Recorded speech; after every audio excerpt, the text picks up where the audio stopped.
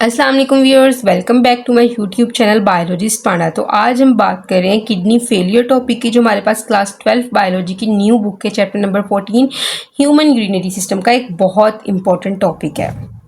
अच्छा जी, तो last class में हमने डिस्कस किया था about UTI, kidney stone, completely हमने इनको डिस्कस किया था। आज हम बात कर रहे हैं किडनी फेलियर के बारे में, ठीक है। तो एक इम्पॉर्टेंट लॉन्ग है और इस लॉन्ग में से भी एक इम्पॉर्टेंट टॉपिक है, दैट इज डायलिसिस, ठीक है।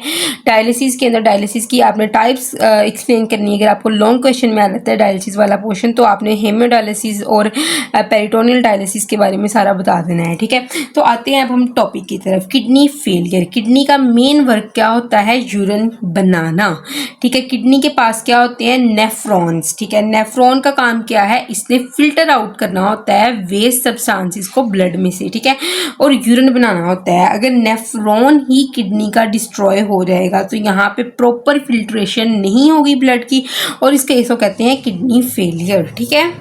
तो damage of nephron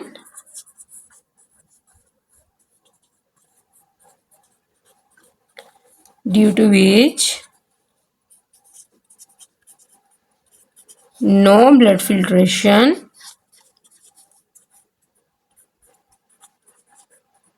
take place, ऐसी सिचुएशन को कहा जाता है किडनी फेलियर। तो आते हैं अब इसकी कंडीशंस की तरफ। तो ये ऐसी कंडीशन होती है जिसमें किडनी जो है अपनी ब्लड फिल्टरिंग फंक्शन को खो देता है, मतलब किडनी के पास की एबिलिटी ही नहीं रहती कि वो ब्लड को फिल्टर कर सके। तो यहाँ पे फिल्टर लॉस हो जाता है, ठीक है, इस कंडीशन में, ठीक है ना। क्या होता है? फिल्टर लॉस हैपेंड, ठीक है, फिल्टर लॉस हो जाता है। और वेस्ट सब्सटेंसेस जिसमें आते हैं यूरिया, ठीक है, नाइट्रोजीनियस वेस्ट, यूरिया होगी, नाइट्रोजीनियस वेस्ट होगी, एक्स्ट्रा वाटर हो गया, एक्स्ट्रा साल्ट हो गया, ये सारा कुछ जो है ये नहीं फिल्टर हो पाते, ये ब्लड के अंदर ही रहते हैं और इनका लेवल जो है ब्लड के अंदर काफ़ी ज़्यादा बढ़ना शुरू हो जाता है। मतलब किडनी फेलियर में आप कह सकते हो कि ये सारी चीज़ें ब्लड के अंदर रहेंगी। तो ओवरऑल हम एक टर्म यूज़ करते हो कि खून जो है वो गंदा हो जाता है, खून साफ नहीं रहता। खून क्यों गंदा होता है? क्योंकि वेस्ट लेवल ब्लड के अंदर रह जाते हैं। तो दो टाइप्स होती हैं किडनी फेलियर की, क्या? एक्यूट फेलियर और दूसरी होती है क्रॉनिक फेलियर, ठीक है ना। तो आपको पता है जो एक्यूट फेलियर है, मतलब एक्यूट जो वर्ड होता है उसका मतलब होता है थोड़ी टाइम के लिए, फॉर स्मॉल टाइम, ठीक है। तो कोई भी सडन इंजरी जो होती है किडनी की वजह से, उससे किडनी अपना फंक्शन लॉस कर देती है। कोई भी सडन कोई इन्फेक्शन वगैरह हो जाता है तो थोड़े अरसे के लिए किडनी जो अपना फंक्शन लॉस करती है, इसको हम एक्यूट फेलियर ऑफ किडनी कहते हैं। तो अब हम आते हैं काजीज की तरफ। तो काजीज कौन कौन सी होती हैं? तो काजीज शुरू करती हूँ मैं यहाँ से, काजीज ऑफ किडनी फेलियर। तो सबसे पहले एक्यूट फेलियर, सबसे पहले है किडनी स्टोन, मतलब थोड़ी बहुत अगर पथरी हो जाती है आपकी किडनी में, ठीक है ना, उसकी वजह से जब स्टोन रिमूव हो जाएगा तो नॉर्मल फंक्शनिंग आ जाएगी। उसके अलावा ब्लेडर कैंसर, जब ब्लेडर कैंसर को आराम आ जाएगा तो भी फंक्शनिंग हो जाएगी, ठीक है। उसके अलावा इनलार्ज प्रोस्टेट, प्रोस्टेट आपको पता है मेल्स के अंदर सेक्सुअल पार्ट के करीब ही होते हैं, ठीक है। अच्छा, उसके बाद क्या होता है? एनएसएड मेडिसिन के यूज़ की वजह से भी किडनी एक्यूट फेलियर में किडनी चले जाती है, ठीक है ना, थोड़े अरसे के लिए। उसके अलावा कोई ब्लड क्लॉट का इस तरफ बन जाना किडनी के पोर्शन में भी ये एक्यूट फेलियर की तरफ चले जाती है, ठीक है ना। इसको, ये सारी सिचुएशन को प्रॉपर डायग्नोस होना चाहिए, ठीक है ना, ताकि फिर किडनी अपनी नॉर्मल फंक्शनिंग की तरफ जा सके। और अगर ये सारी काजीज को ट्रीट नहीं किया जाता तो क्या होगा? किडनी क्रोनिक फेलियर की सिचुएशन की तरफ जाना शुरू कर देती है, ठीक है। तो आ रहे हैं अब हम क्रोनिक फेलियर की तरफ, जिसमें मैं आपको ये सारा बहुत डिटेल से समझाऊंगी अबाउट डायलिसिस, ठीक है। तो क्रोनिक फेलियर में जब भी प्रोलॉन्ग्ड टाइम के लिए जो एक्यूट फेलियर चलता है तो वो चला जाता है क्रोनिक फेलियर की तरफ, और ये होता है इरिवर्सिबल फेलियर, मतलब ये पीछे की तरफ दोबारा नहीं हो सकता। इसमें सिर्फ वो बंदा बेचारा जो है वो डायलिसिस के बेस पे ही रहता है, ठीक है। तो बोथ फेलियर्स, दोनों फेलियर के केस में डायलिसिस तो होती ही होती है, लेकिन एक्यूट फेलियर में जो रिकवर करने के चांसेस बहुत ज़्यादा होते हैं। तो आते हैं अब हम डायलिसिस की तरफ। तो डायलिसिस क्या होता है? खून को साफ करने का अमल डायलिसिस है, ठीक है ना, मशीन्स की हेल्प से, तो और लिक्विड की हेल्प से। तो डायलिसिस जो है ये दो टाइप्स का होता है, एक है हेमोडायलिसिस और एक है पेरिटोनियल डायलिसिस। और अगर हम बात करें हेमोडायलिसिस की, तो सबसे पहले मैं बात करती हूँ हेमोडायलिसिस की। तो ये क्या है? This is hemodialysis case. तो इसमें क्या होता है कि फ्लूइड इस्तेमाल होता है जिसको कहा जाता है, इस केस में एक फ्लूइड इस्तेमाल होता है, उस फ्लूइड को कहा जाता है डायलिसेट, ठीक है। और डायलिसेट जो होता है ये अब्जॉर्ब कर सकता है वेस्ट और साल्ट को। इस डायलिसेट के पास एबिलिटी होती है to absorb waste and salts, ठीक है। तो ये फिल्टर आउट कर सकते हैं। तो अगर हम हेमोडायलिसिस की बात करें तो ब्लड जो है ये फिल्टर किया जाता है, और किस तरह? ब्लड को बॉडी से बाहर निकाल के फिल्टर किया जाता है और फिर दोबारा फिल्टर ब्लड को बॉडी के अंदर भेजा जाता है, ठीक है। तो किस तरह इसको फिल्टर किया जाना है? ब्लड को बाहर निकाला जाता है, ठीक है। ये आर्टरी है, इसमें से ब्लड को बाहर निकाला गया और एक मशीन के अंदर भेजा गया जिसको कहा जाता है डायलिजर मशीन। तो ये जो मशीन है ये कौन सी है? डायलिजर मशीन, ठीक है। तो इसके अंदर ब्लड को भेजा जाता है।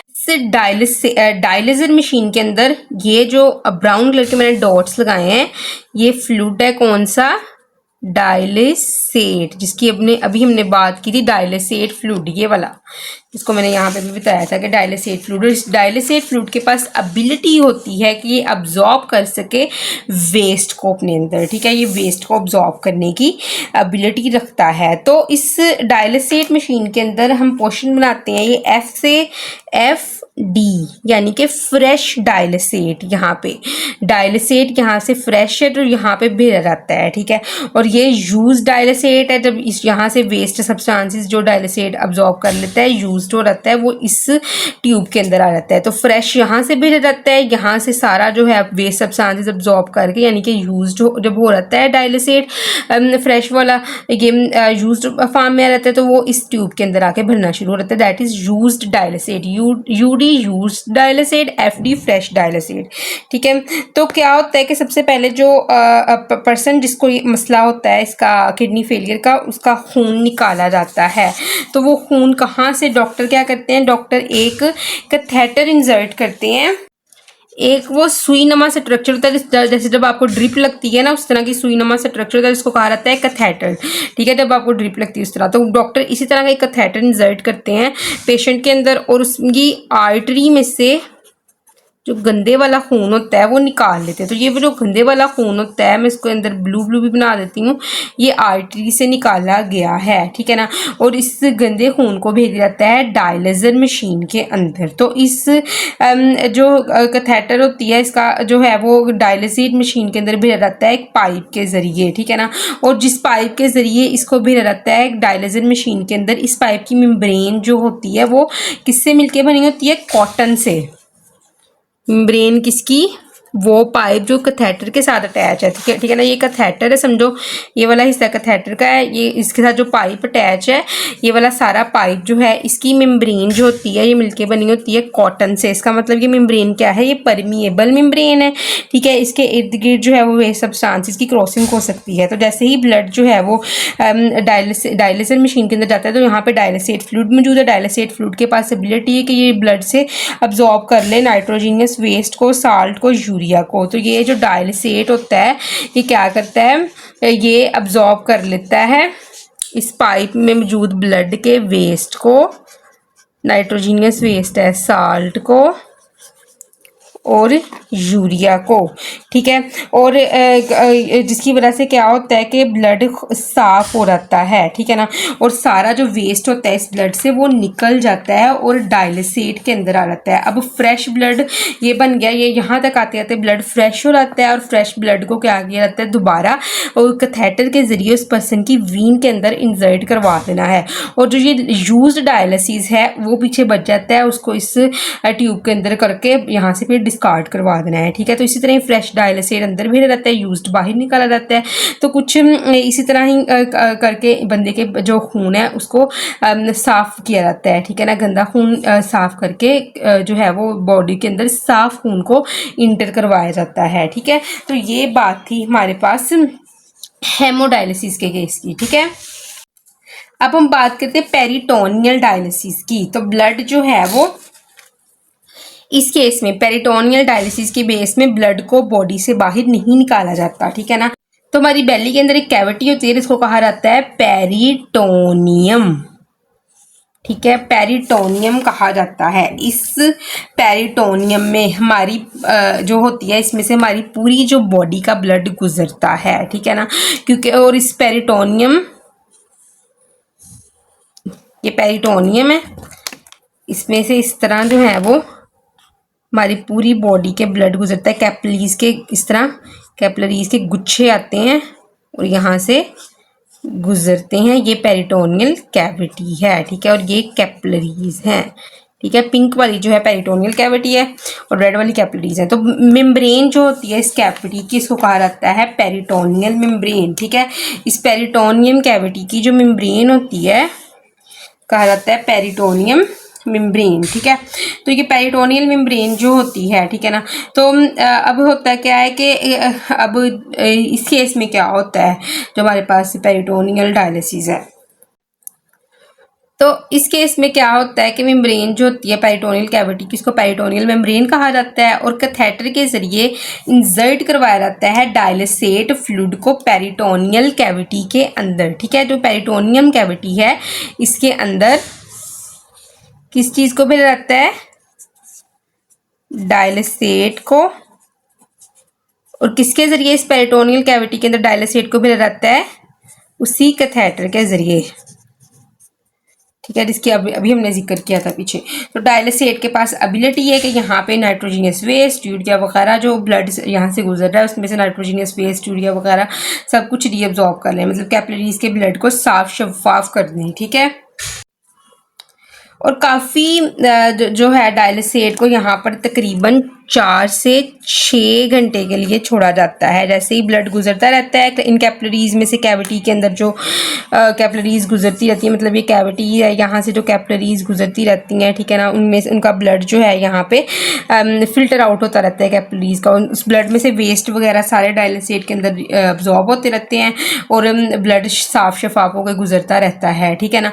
अब जो है वो जैसे ही 4 से 6 घंटे गुजर गए तो डायलिसेट को डिस्कार्ड करवा दिया जाता है बॉडी में से, ठीक है। और ये प्रोसेस बार बार रिपीट किया जाता है, ठीक है। बार बार इस प्रोसेस को रिपीट किया जाना है मल्टीपल टाइम्स, ठीक है। तो इस तरह फिर खून को साफ कर लिया जाता है। अब प्रॉब्लम कौन कौन सी जो है वो डायलिसिस से एसोसिएट होती हैं। यहाँ पे रिस्क होता है इन्फेक्शन का, ठीक है ना। रिस्क ऑफ इन्फेक्शन बहुत ज़्यादा एसोसिएट है इस प्रोसेस के साथ। क्यों? क्योंकि कुछ जिस केस में ब्लड, जैसे हेमोडायलिसिस के केस में ब्लड को बाहर निकाल के डायलिसिस मशीन के अंदर डाला जाता है, तो हो सकता है कि पिछले किसी पेशेंट की बॉडी का बैक्टीरिया वहाँ पे रह जाए, ठीक है ना। उस मशीन के ऊपर कोई इन्फेक्टिस पार्टिकल्स जो हवा में से हैं या फिर बैक्टीरिया कोई है हवा में से, वो आ जाए, तो जिसकी वजह से पेशेंट के लिए ये चीज़ रिस्की हो सकती है क्योंकि उसके बॉडी के अंदर इन्फेक्टेड ब्लड इंटर हो सकता है, ठीक है। तो उसके अलावा ये जो एक कैथेटर यूज़ करते हैं उसके ऊपर कोई इन्फेक्शन हो सकता है, तो वो भी जो है पेशेंट के लिए मुश्किल का बायस बन सकते हैं। उसकी ब्लड के जरिए उसकी बॉडी में इन्फेक्शन कोई इंटर हो सकता है, ठीक है। हाइपोटेंशन की केस है। इस केस में कुछ लोगों को का ब्लड प्रेशर बहुत ज़्यादा हाई हो जाता है या फिर और लो बीपी हो जाता है। तो ये सिचुएशन जो है वो हाइपोटेंशन की सिचुएशन वो लोग फेस करते हैं जिनका ब्लड प्रेशर या तो काफ़ी बढ़ जाता है या काफ़ी कम हो जाता है, ठीक है ना। तो ये बहुत बुरी सिचुएशन फेस कर सकते हैं। उसके अलावा जैसे ही पेशेंट की बॉडी में से ब्लड निकाला जाता है, ठीक है ना, तो डायलिसिस के दौरान तो वो बंदे के अंदर जो है वो मसल क्रैम्प्स हो सकते हैं, उसके मसल्स के अंदर शदीद खिंचाव दर्द हो सकता है, ठीक है ना। तो ये क्यों होता है ऐसे उन पेशेंट के अंदर, इनके अंदर इम्बैलेंस होता है आयंस वगैरह का, वो ये सिचुएशन बड़ी वर्सन फेस कर सकते हैं, उनकी बॉडी अकड़ सकती है, ठीक है। उसके अलावा डायलिसिस की वजह से कुछ लोग बड़ी कमज़ोरी फील करते हैं, ठीक है ना, जिस तरह के अनीमिया वगैरह, लो आयरन की सिचुएशन फेस कर लेते हैं, ठीक है ना, और लो फील करते हैं, कमज़ोर फील करते हैं, और डिहाइड्रेशन होना शुरू हो जाती है। बहुत ज़्यादा ब्लड एकदम निकाला जाना है, क्योंकि ब्लड के अंदर कौन सी चीज़ मौजूद होती है, वाटर होती है। ज़्यादा ब्लड निकला, पानी ब्लड के अंदर ही मौजूद होता है ना, तो पानी जो है वो पानी की कमी हो जाती है, ठीक है ना, तो बॉडी जो है वो डिहाइड्रेशन फेस करती है, बिकॉज ब्लड के अंदर वाटर होता है। उसके अलावा वो पर्सन जिसके डायलिसिस होते हैं वो बेचारा बड़ा एंक्शियस होता है, परेशान रहता है हर वक्त, ठीक है, वो डिप्रेशन में जा सकता है, ठीक है, उसके इमोशनल बैलेंस नहीं होता, इमोशंस बेचारे के बैलेंस नहीं होते, कब बहुत ज़्यादा उसको जो है वो मूड्स उसके चेंज होते रहते हैं, इमोशनल इम्बैलेंसमेंट उस बंदे के अंदर बहुत ज़्यादा होती है, उसको इमोशनल सपोर्ट की बहुत ज़्यादा ज़रूरत होती है। लगी समझ इसकी भी, तो होप तो कि आपको इस टॉपिक की समझ लगी होगी, लेकिन अगर किसी भी किस्म की कन्फ्यूजन है तो कमेंट सेक्शन में पूछ सकते हैं। Thank you so much, stay connected, अल्लाह हाफिज़।